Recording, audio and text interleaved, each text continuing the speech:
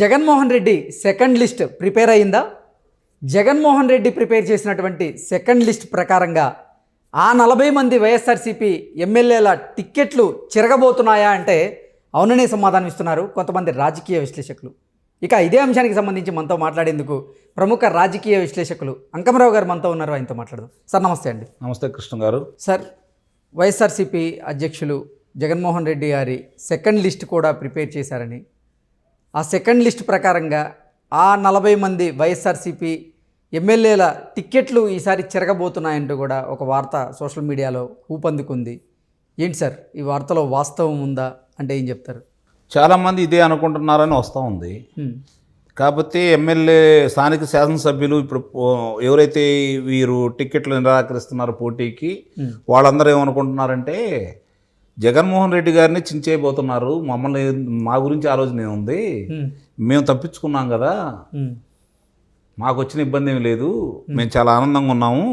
కాకపోతే ఏంటంటే మమ్మల్ని మా ప్రభుత్వం చేసినటువంటి అరాచకానికి, మా ప్రభుత్వం చేసినటువంటి పనులకి అవతల వాళ్ళు ఎక్కడా తిరగబడి మా మీదకు రాకుండా ఉండటం కోసం ఇప్పుడు దాకా మేము ఏదో తిప్పలు పడ్డాము, ఈరోజు మాకు ప్రశాంతంగా ఉంది, మమ్మల్ని తప్పించడం వల్ల మాకు వచ్చే నష్టం అయితే ఏమీ లేదు, నష్టమైనా కష్టమైనా ఆయనదే కాబట్టి, ఎందుకంటే 175 నియోజకవర్గాల్లో నేనే అన్నాడు, నా బొమ్మ చూసే గెలిచారని చెప్పాడు కదా, ఇప్పుడు గెలిచినా ఒకటే ఓడినా ఆయనే కాబట్టి మాకు వచ్చే నష్టమే ఉంది, కష్టమే ఉంది, కష్టం నష్టం ఆయనదే కదా, ముఖ్యమంత్రి పదవి అనేది ఆయనకి కావాలి, రాష్ట్ర భవిష్యత్తు గురించి ఆలోచించుకునేవాళ్ళు ఎవరు ముఖ్యమంత్రి కావాలో ప్రజలు నిర్ణయించుకుంటారు, ప్రజలను ఈరోజు జనాలందరూ కలిసి ఏమనుకుంటున్నారంటే రాష్ట్రం కోసం జగన్మోహన్ రెడ్డి గారిని ఓడించాలి, రాష్ట్రం బాగుపడాలి అంటే ఈరోజు చంద్రబాబు నాయుడు గారు ముఖ్యమంత్రి కావాలని చెప్పని ప్రజలందరూ కోరుకుంటున్నారనే అభిప్రాయానికి వాళ్ళు వచ్చారు కాబట్టి వాళ్ళకి పోటీ చేసే అవకాశం కల్పించకపోతే చాలా ఆనందపడిపోతున్నారు.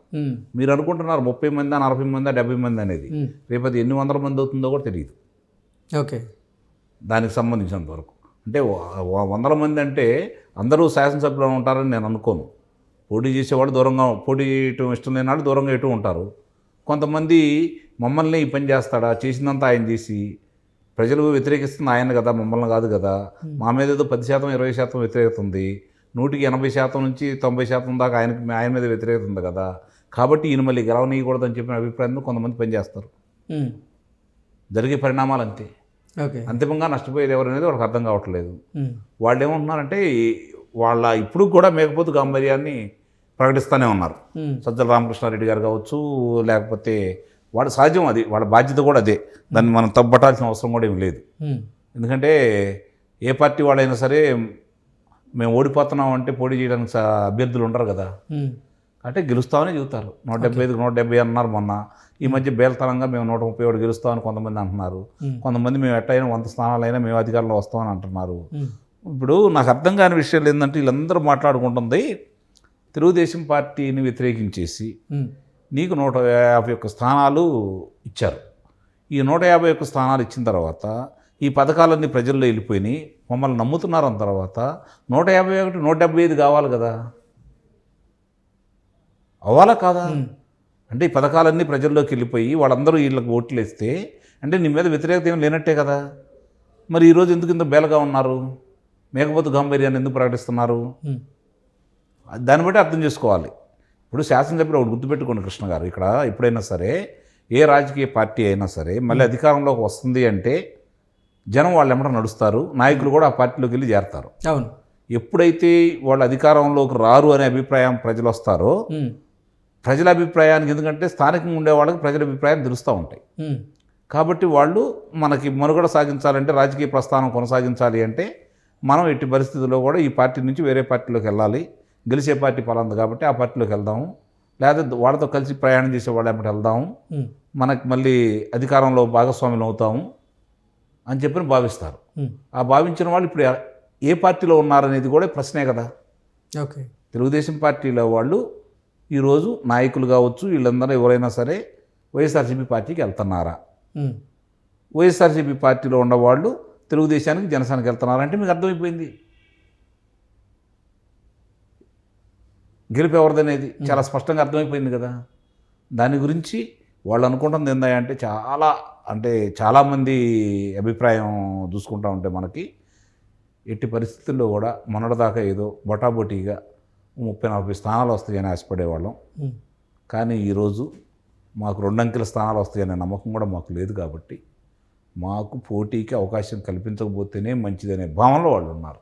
ఓకే, ఇప్పటికే సీఎంఓ నుంచి కర్ణం ధర్మశ్రీకి, అలాగే బొత్స సత్యనారాయణ గారికి, వారితో పాటుగా బిఎఫ్ మధుసూదన్ రెడ్డి, అలాగే గొల్ల బాబురావు, ఇలా కొంతమంది ఎమ్మెల్యేలకి ఇప్పటికే సీఎంఓ నుంచి పిలుపు వచ్చిందని, వాళ్ళకి రానున్న ఎన్నికల్లో టికెట్లు ఇవ్వబోం అంటూ కూడా తేల్చి చెప్పినట్లు కూడా ఒక వార్త ఇప్పుడు సోషల్ మీడియాలో చక్కర్లు కొడుతున్న నేపథ్యంలో ఏంటి నిజంగా ఈ వార్తల ప్రకారం ఆ 40 మంది వైఎస్ఆర్సీపీ ఎమ్మెల్యేల టికెట్లు చిరిగిపోబోతున్నాయా అంటే ఏం చెప్తారు సార్?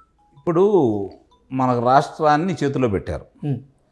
నీకు కింద స్థాయిలో పనిచేయడానికి 175 స్థానాల్లో నీ మనుషులు ఉన్నారు. అందుట్లో 151 స్థానాల్లో మీరే ఉన్నారు. అవును, మిమ్మల్ని తీసి పక్కన పడేస్తే 150 మంది వాళ్ళు ఉంటారు. వాళ్ళు పొరపాటు చేస్తే, వాళ్ళు ప్రజలను ఇబ్బంది పెడితే, మీరు అనుకున్నది వాళ్ళు సంపూర్ణంగా అమలు చేయలేకపోతే తప్పు మీదవుతుందా వాళ్ళదవుతుందా? వాళ్ళ తప్పుండి ఇప్పుడు దాకా ఎందుకు దండించలేదు? ఎన్నికల దాకా ఎందుకు చూసుకున్నావు? క్షేత్రస్థాయిలో ప్రజా వ్యతిరేకత ఉంది, కేవలం ఎమ్మెల్యేల మీద మాత్రమే కానీ నాయకుడి మీద కాదు అనేది జగన్మోహన్ రెడ్డి భావిస్తున్నాడు అనేది ఒక వార్త సార్. నిజమే కృష్ణ గారు, ఇప్పుడు నేను అనేది ఏంటంటే అభిప్రాయం ఆయనకు వచ్చింది కదా, జగన్మోహన్ రెడ్డి గారి మీద కదా వ్యతిరేకత, స్థానిక శాసనసభ్యులు అని చెప్పి వాళ్ళని పిలిచింది కొంత ఏమన్నా మందలించారా? వాళ్ళు ఏమన్నా పక్కన పెట్టారా? వాళ్ళని ఆ రోజే మీరు పదవికి రాజీనామా చేయండి, నేను కొత్త వాళ్ళని తీసుకొస్తాను ఆ రోజు ఏమైనా చెప్పారా? ఎందుకు చెప్పలేదు? ఇప్పుడు దాకా మీరు ఎందుకు కొనసాగించుకున్నారు? దానికి సమాధానం ఉందా మీ దగ్గర? లేదు కదా. మీ మీద వ్యతిరేకతను కప్పిపుచ్చుకోవడానికి శాసనసభ్యులు బలి చేస్తున్నారని చెప్పి వాళ్ళు భావిస్తున్నారు. దానికి మీ దగ్గర సమాధానం ఏంటి? ఈరోజు ప్రజలు అడుగుతున్నారు, నాయకులు అడుగుతున్నారు, శ్రేణులు అడుగుతున్నారు. ఆయన ఏమంటున్నాడు చాలా స్పష్టంగా, నన్ను చూసే గెలిపించారు కదా, నా బొమ్మే కదా మీరు చూసి గెలిచింది, మిమ్మల్ని చూసి ఎవరు గెలిపించారు, కాబట్టి నేను మిమ్మల్ని గెలిపించుకుంటాను, కొడతాను, నాకు సంబంధించిన విషయం ఇది కాదని చెప్పి అంటున్నారు కదా. అందుకే ఆ 40 మంది సిట్టింగ్ ఎమ్మెల్యేలకు టికెట్లు లేవని చెప్పి మిగతా కొత్త అభ్యర్థుల్ని ఎంపిక చేసే పనిలో బిజీగా ఉన్నారా జగన్మోహన్ రెడ్డి గారు అంటే ఏం చెప్తారు? ఎందుకు మారుస్తున్నారు అభ్యర్థులు? ఎందుకు మారుస్తున్నారు అంటే ఆ నియోజకవర్గంలో ప్రజల వ్యతిరేకతను బట్టి మారుస్తున్నారు అంటే మరి ఈ నియోజకవర్గంలో ప్రజలు వ్యతిరేకించిన వాళ్ళు ఆ నియోజకవర్గంలో ప్రజలతో కలిసి పనిచేస్తారా? అంటే స్థానికంగా ఉన్న వాళ్ళతో పనిచేయని వాళ్ళు పక్క స్థానాలకు వెళ్ళి పనిచేస్తారా? అంటే అది ప్రజలు నమ్ముతారా? అంటే అక్కడ ఉన్న వాళ్ళు వ్యతిరేకం చేయకుండా ఉంటారా? తీసుకొచ్చి నెత్తి మీద కూర్చోబెట్టి వాళ్ళు మోస్తారా? కాబట్టి ఇవన్నీ అర్థం చేసుకోవాలి కదా. ఇప్పుడు వాళ్ళు ఏంటంటే ఈ మేఘమధు గాంభీర్యాన్ని ప్రకటిస్తూ ఏదో మేము ప్రక్షాళన చేయబోతున్నాం, పక్కన ఉన్న తెలంగాణలో శాసనసభ్యులు మార్చలేదు కాబట్టి ఓడిపోయారనే అభిప్రాయం దానికి వచ్చారు కాబట్టి వాళ్ళు ఇక్కడ మేము ఏదో మార్పులు చేసి మళ్ళీ విజయం సాధిస్తామని చెప్పిన వాళ్ళు భావిస్తున్నారు. తప్పులేదు. ఏ రాజకీయ పార్టీ అయినా అలా అనుకోకపోతే మనం కూడా సాగించలేదు, ఎన్నికల్లో పోటీ చేయదు. అందుట్లో అధికారంలో ఉన్నారు కాబట్టి సహజంగానే అధికారంలో ఉన్న వాళ్ళకి ధీమా ఎక్కువగా ఉంటుంది. వాళ్ళు పక్క వాళ్ళు ఎవరైనా ప్రశ్నించినా, మీరు ఫలానా తప్పు చేస్తాను విమర్శించినా తట్టుకోలేరు. కాబట్టి వాళ్ళ దగ్గర కూడా ఎట్లా ఉంటారంటే పొగిడే వాళ్ళే ఉంటారు. మనం చాలా స్పష్టంగా చూస్తూనే ఉన్నాం, ఇప్పుడు జరిగిన పరిణామాలు చూస్తూనే ఉన్నాం, న్యాయస్థానాలు ఎదురైన ఇబ్బందులు చూస్తూనే ఉన్నాం, ఎన్నిసార్లు ప్రభుత్వ అధికారులు వెళ్ళి అక్కడ తల ఉంచుకున్నారో చూస్తూనే ఉన్నాం. మరి ఇవన్నీ చూసిన తర్వాత ప్రజల్లోనూ మరి న్యాయస్థానాల్లోనూ పలసనైపోయిన తర్వాత ఇంకా ఈ పార్టీ ఎలా గెలుస్తుందని చెప్పిన వాళ్ళు భావిస్తున్నారో వాళ్ళకే తెలియాలి. 40 మందిని మారుస్తారా, 50 మందిని మారుస్తారంటే నాకు వచ్చిన సమాచారం ప్రకారం 89 మందికి 92 మందిని మార్చబోతున్నారంటూ ఒక వార్త వస్తుంటే 40 మందికి అసలు ఈసారి టికెట్లు జరిగిపోతున్నాయని ఇంకో వార్త, రకరకాల వార్తలు ఇప్పుడు సోషల్ మీడియాలో చక్కర్లు కొడుతున్న నేపథ్యంలో ఏ వార్త నమ్మాలో కూడా ఎవరికి అర్థం కానటువంటి పరిస్థితి ఉన్నాయి. ఏదైనా చేయగల సమర్థుడు జగన్మోహన్ రెడ్డి గారు. ఇంతవరకు భారతదేశంలో ఇలాంటి రాజకీయ నాయకుని అయితే నేనైతే చూడలేదు, నాకు హోదా తెలిసిన తర్వాత. ఆ విషయంలో మాత్రం జగన్మోహన్ రెడ్డి గారిని ఒప్పుకోవాలి నిస్సందేహంగా. ఇంత ధైర్యంగా ఇన్ని చేసి ఇట్లా చేసిన రాజకీయ నాయకుడు మాత్రం నేను ఇంతవరకు చూడలేదు. నాకు తెలిసినంత వరకు ఇదే అవకాశం కనుక మీకు ఇచ్చినా నాకు ఇచ్చినా ఇంకొక 20 సంవత్సరాలు తెలుగుదేశం పార్టీ కోలుకునేదే కాదు. 151 స్థానాలు వచ్చి అమరావతి లాంటి కల్పవృక్షాన్ని ఆయన చేతిలో పెట్టిన తర్వాత, కామధేను ఆయన చేతిలో ఉన్న తర్వాత, పోలవరం ఒకవైపున కనపడుతున్న తర్వాత ఇవన్నీ పూర్తి చేసుకుంటూ ఆయన పరిపాలన సాగించి వచ్చిన పరిశ్రమలు పోగొట్టకుండా ఉండటైతే ఇంకొక 20 సంవత్సరాలు తెలుగుదేశం పార్టీకి అవకాశం ఉండేది కాదు. ఓకే.